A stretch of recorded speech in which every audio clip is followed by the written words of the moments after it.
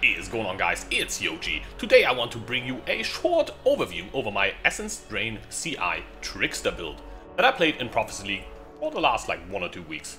I got the character to level 90 and I was able to do tier 15 maps, Uberlab without any problems. I found, well, did a few Pale Councils, I did 3 of them I think so far, 1 on stream even. And I'm pretty sure the character can do most content in the game. Including Atziri. I didn't try Atziri myself because I don't really have much practice with the boss fight, but the damage should be enough, and if you know the fight, it's no problem at all. With 12k ES and over 25,000 Essence Drain damage on a level 19 gem, that should not be a problem at all. The damage was not enough to do core Malachi. I tried it, I had no problems doing all the bosses. Clearing tier 15s unless you get Enfeeble or a lot of monster life on it is no problem at all. Otherwise the damage is a bit lacking, but there's still some things that can be done to the build to get a little bit of extra damage, including going low life, because currently it's a CI character and it's very, very tanky with a high level temporal chains with 20 quality.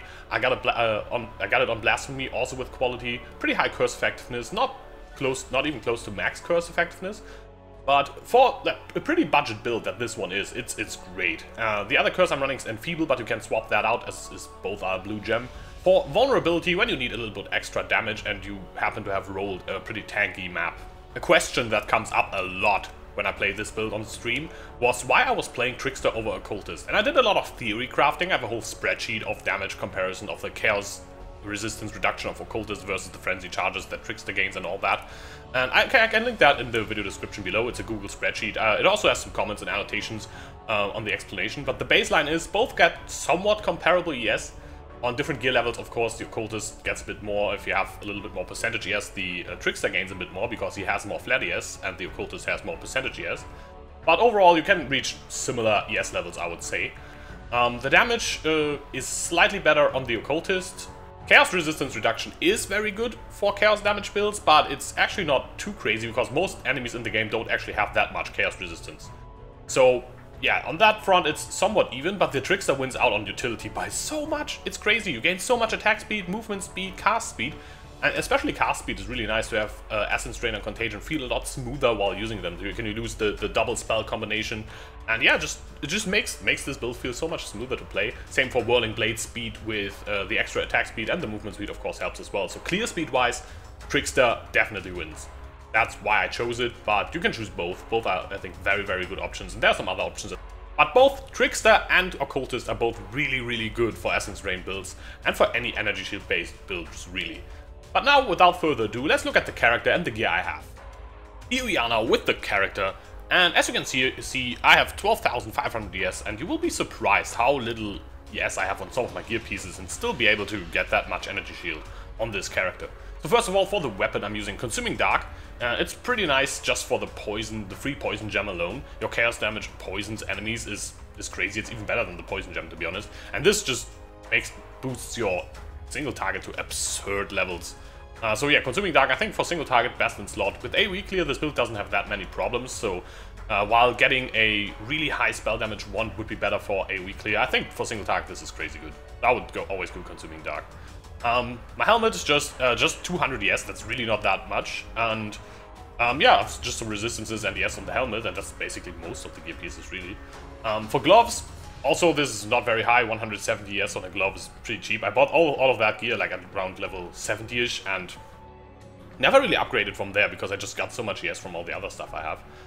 Another glove option that you can use is the Wind of Change gloves, which will give you projectile damage, and that's really nice to have. Projectile damage scales the dot on Essence Drain, scales the poison from Consuming Dark, and scales Essence Drain, the Essence Drain on hit as well, so it's like all the dipping basically. It's really good.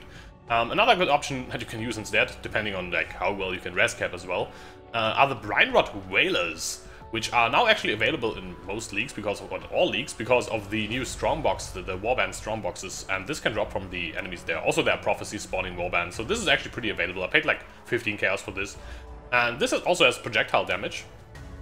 This one is 36, and another nice effect of these boots, they only have 100 ES, so it's not that great. But you are unaffected by shock ground. Now don't get confused, when you step on shock ground, the icon will still show up with the shock ground on the top top left right here, but the buff effectiveness is 0%. The wikis, that's the wiki says that, so I'm guessing that's what happens. This is really nice for the Pale Council fight, where shock ground is very, very, very present all the time, very dangerous. Taking 50% more damage is pretty good. The enchantment you want on this is not what I have right now. A good enchantment would be 12% attack and cast speed. If you have killed recently, that gives you tons of clear speed. It's really nice. That's my preferred boot enchantment. For glove enchantment, you want something that is able to chill or freeze enemies. So, for example, Decree of Frost on kill is nice. There's also the one that sends out these projectiles that leave chill ground when you are hit. These are very nice as well. My belt, for belt, I'm mainly looking for some strength to be able to use all my red gems. I'm using for energy shield. Looking for energy shield, looking for resistances and flask rolls such as reduced flask charges used, flask duration. Those would be nice, but this is a very budget build as well. As I said, gear is pretty budget on this character. Yeah, rings, energy shield, look for any attributes you might need, such as strength on rings as well, and resistances. Everything else just happens to be on there, but you don't need it. Same is true on these. Mana is kind of a nice stat to have as well. Try to get a little bit of mana here and there, because we are energy shield based. We can't get Eldritch Battery, for example, to sustain mana. So we have to get some mana here and there. That's also why I'm running a low level Clarity, as you can see. It's like mid level Clarity. On the shield, you ideally want a lot of spell damage and ES. I'm looking for 400 plus ES. That's why I got this shield for pretty cheap, but it doesn't have spell damage. So a definite upgrade would be getting spell damage here. Eye of Chula, pretty nice. Immune to stun. I don't like being stunned as a CI build. You get stunned a lot. There are other options to be stun immune. This is a cheap and easy and no-brainer option. You lose a lot of ES from this. I could probably get easily like 14k ES or something like this if I got a really good amulet. One thing you want to look out in endgame as well is percentage ES rolls on rings. You can craft them for 1 Exalt with Elrayon later. So you want to look out to buy rings that can have those crafted on them. My chest piece is also not too great as a 6-link, so it's not that budget, but it's only 677 ES. I crafted that myself. I spent so much chaos, and at some point I was just like, this is half decent, I'm just gonna use this, get wrecked. And that's it, but yeah, you ideally can get like 800 plus on this. At least 700 plus is normally what I would aim for, but at some point I was just so annoyed, and I have so much ES. I'm very tanky, it's alright, I would say. Flask choices, I like a Sulfur Flask because this is a Zealot's Oath build, so all regen I have, and this includes Essence Drain regeneration, all the percentage regen I get on the tree, which is not even that much, and of course Sulfur Flask, which pops, when it pops, creates Consecrated Ground, and that gives us regen as well while we stand on it. Freeze removal, very important, and a good thing about Sulfur Flask is it doesn't run out very fast. It has a lot of uses and actually lasts for a while, so you can get a lot of freeze immunity and freeze removal from this. I like a Granite. Just get removed from bleed somewhere. I love my Quicksilver Chemist Adrenaline. Just run fast all the time. I love it. Basalt I think is mandatory, and I'm running a Topaz for shock removal. This is also because I was running a lot of Pale Council, or like just the last few things I did on this character was Pale Council runs, and yeah, there it is very nice as well as against the Sparkers that are currently very annoying in maps. Otherwise, let's have a look at the tree. You start picking up the chaos damage, pick some damage over time, and do you level this at life base, so you want to pick up some life. I will put a life base leveling tree in the description below for you to check it out. And yeah, but later you respec to ES. You want the Pierce nodes in my opinion. I'm running a Pierce support gem, so with this, together with piercing shots, you get 100% Pierce chance. That is such a nice quality of life for Essence Drain. You don't need it necessarily, but it just feels so good.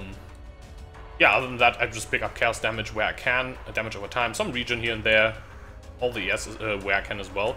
I decided to path through here, which is one of the several options you can do on the passive tree, to put Energy Shield from within, which converts life to ES in here, so I convert this whole melding wheel into pure ES, as well as put another one here, to convert all of this life and all of this life into ES as well.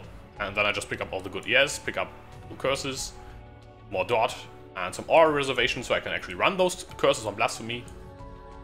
I pick up Hexmaster. I really like this because it makes the radius of your Blasphemy so much bigger and makes it just more reliable. Also some aura reservation here. Of course, pick up CI for the sexy infused shield, more multiplier to ES, and that's basically what you need. AoE is really nice to get. I'm only getting the Witch AoE. It would be nicer to also get the Templar AoE, of course, or the Scion AoE. At least there's some extra AoE. But I'm working with this right now, and as you can see, if I show you the radius of my Contagion, it's not that small. Not that small at all. In case you're wondering why it's blue, I'm using the Contagion MTX. Alright, lastly we have Ascendant Seas for the passives. I picked up Patient Reaper first. This node is insane. Increased damage over time is also some increased damage over time. It's like, oh, it's only increased damage, not more damage. But that's not the awesome part. The awesome part is 60% increased recovery rate of mana, life, and energy shield if you've killed an enemy with your damage over time recently, which we do all the time. And this gives you basically 1.6 times all regen. This includes normal life regen, ES recovery when it just starts recovering by itself. Zealot's Oath, all the Zealot's Oath regen. Essence Drain regen, so you gain insane, absurd regen amounts with this. Swift Killer is really nice, especially if you have ambulances in the background. And +1 to max frenzy charges is really awesome. I don't know what it is by then. People in Berlin are not able to drive cars normally. Holy crap. Okay, Swift Killer, the extra frenzy charge and the frenzy charge generation is nice. I picked this up last and used Blood Dance boots. Holy crap! Used Blood Dance boots. Until I was able to pick this up. This I picked up in the Uber Lab. And Blood Dance are very nice because they generate frenzy charges for you. Ghost Dance, and especially Ghost Dance doesn't really offer you that much. It's just like nice utility, I guess. But Shade Form is really awesome. The evasion is kind of nice to have, but the increased, the extra flat ES is just amazing. So yeah, that's basically what this character has. Now let's have a look at the gem links I'm using. I'm using Essence Drain, obviously, somewhere here. With level 3 Empower, this is the last link you add, at least I did. Rapid Decay for some extra deeps. You can also use slower projectiles instead of either of these. And do fine, but that makes the projectile pretty slow, which some people don't like. So I chose to do this. Also, it's way easier to color a chest with 1 red and 3 green than it is with 4 green. Control Destruction, spell damage, nice to have. More chaos damage, void manipulation, awesome. Pierce, yeah, the extra pierce chance, great quality of life is also as a more multiplier, no reason to not use it. Cast damage taken, Immortal Call for safety. File Discipline does not get triggered by cast damage taken, by the way. Just for more safety. I very rarely use this though. It's just the build is very safe. Without a spell totem, just to like put it down. You could use like faster casting and increased duration on this, but I don't have the gem links for that. Yeah, it will increase the chaos damage enemies take, which is really good against single targets. It also slows them down on top of your temp chains. Clarity because it's needed for mana sustain. Discipline because, I mean, I still have 10k yes without discipline, but you know, 10.8k. It's pretty good. It's pretty good. What else do we have? We have Flame Dash, faster casting, and also faster casting, I think AoE and Contagion. Now Contagion, getting 20% quality on Contagion is really nice because that's 10% AoE, and that's one of the reasons I can get away with not having the template AoE. So this is very, very much worth it to have. I'm using Blasphemy. You want quality on Blasphemy as well. Ideally 20, I just have 10% because I was cheap. I don't really know. I should have 20 on this because that's curse effectiveness of the supported curses, which is awesome. Enfeeble, getting quality on this is nice as well. I only have 9 because I was cheap again. But I have 1920 temporal chains, which is definitely a great thing because it slows enemies down even further. So that's I think the 20 quality on temp chains and Contagion are probably the 2 quality gems you really want to invest in. Other than that, I have the good old Whirling Blades, fortify faster attack setup, and I also have my Stone Golem in here, which gives me extra regen, like a 100 something flat. Extra regen is of course nice as a Zealot's Oath build just to have on top. And the funny thing is, if you link fortify and fast attacks with your golem, you actually get supported by 2 of these, as you can see by the fancy new highlighting of gems here. So yeah, he gets fortified when he hits stuff, and he hits stuff fast, so he survives a bit better, which is always nice for golems, because they never survive anything. I have a vulnerability that I can swap out my Enfeeble with, if I wanted to run a safe map and get some extra damage. That's kind of nice. Quality on vulnerability doesn't do anything for you, because I think it only increases the physical damage. And that is pretty much the build. As I said, I will put leveling stuff in the description below. The build is very tanky. It's not the highest damage you can do. As I said, you could just put the shafts here with the same colors and unspec CI and be low life. Would give you an extra more multiplier with Pain Attunement. Would be nice, But I decided against it. I want to make a tanky build, and this build can clear tier 15s. It can clear the Pale Council very well because of shock, ground immunity, and got tons of ES and Chaos immunity, which are the most dangerous things for most other builds in that fight. And yeah, as I said, Uber Lab is not a problem at all. I had no problems at all. Izaro or Pizarro was super slow because of the 10 chains, and his Enfeeble made it so he barely ever hit me. It was pretty good. Alright, hope you enjoyed the video. Subscribe if you haven't already. I'm Yoji, and I will see you soon.